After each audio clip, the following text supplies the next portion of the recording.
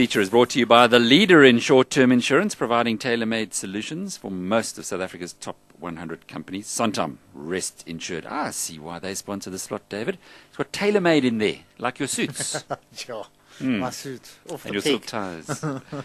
You don't buy woolies, Mr. Barnes wears Mr. tailor-made. Barnes, well, naturally. Mr. Barnes will talk to us later. I don't think he can afford tailor-made suits after the hits that Purple's been taking. But, David, we'll talk about Purple Capital later.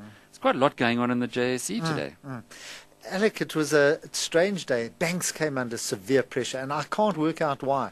There was nothing that we could pick up in the news. There were no stories why banks, our banks particularly, should have retreated the way they did. We saw First Rand. Now, First Rand goes as cum dividend. In other words, if you buy it now, you get the dividend.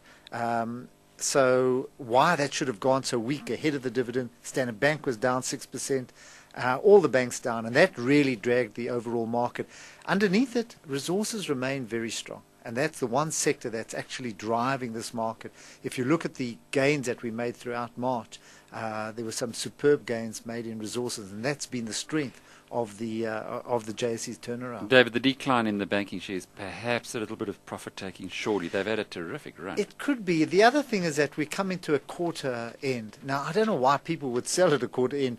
Normally, towards a quarter end, you start buying and you try to push up your performance so that you can take greater fees and so on and put a much better face to the market. But I'm not sure what this was, whether it was a unique deal in the banks that got it down.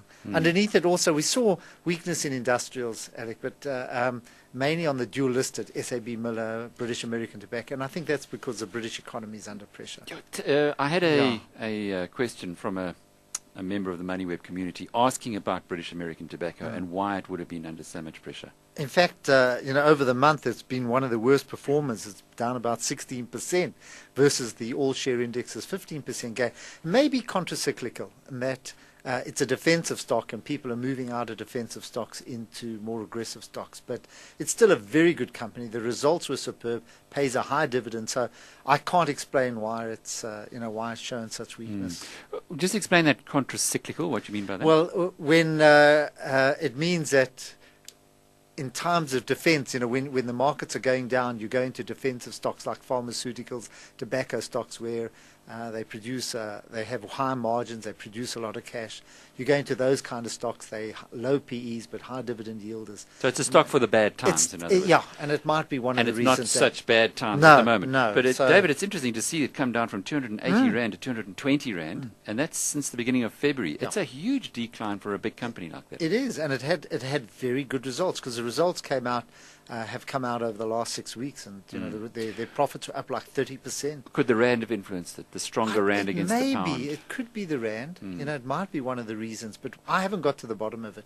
It also might be that it's paid out its dividend and people are now switching to other stocks. But I've got no real reason. And David, lots of talk in the marketplace about problems at PSG Online. We did investigate. It is a single trader at PSG Online. In fact, somebody who was there in the days at SMK with Yanni Mouton and Jaap de Tooy back then went through and was working for PSG Online. He did some very naughty trades, so he's been suspended. But the losses there are only 100,000 Rand, which is no blip on the radar. That's no huge loss. It's going to happen. You're always going to have rogue traders, and as long as they catch them before they do too much damage. And then Robex coming out with a trading update that looks pretty positive in your sector. I think it's still a very good company. It's one of the better ones, particularly the huge exposure to roads. So I think it remains. It's not performing though. I think those construction companies still under pressure. And David, the Bato Bonke scheme at ABSA, it's all been concluded now. They're going to be left with around 5% of ABSA, which is not bad for free. Yeah, it's not at all. They've been in for 5 years, so they hit it at the right time, at a time where ABSA was going up. They still have to raise money in order to pay for the shares now, but which I'm sure they'll raise because I think the deal is in the money, so I don't think they'll have problems raising the money. Two other very small bits of snippets of news that are worth mentioning. MTN is changing its broadband packages. We're starting to see the companies positioning themselves ahead of the Seacom cable coming in 27th of June. And then Transnet has raised money from the Japanese Bank for International Cooperation. The Japanese prepared to lend a bit of money where everybody else seems to have Not the Chinese this time, the Japanese. Well, somewhere in the east. I suppose that's just re-emphasizing that our trend seems to be east rather than west. That's where we're raising money, sure. Well, I'm glad the Japanese banks have got money to lend. There's a company that began its life by asking,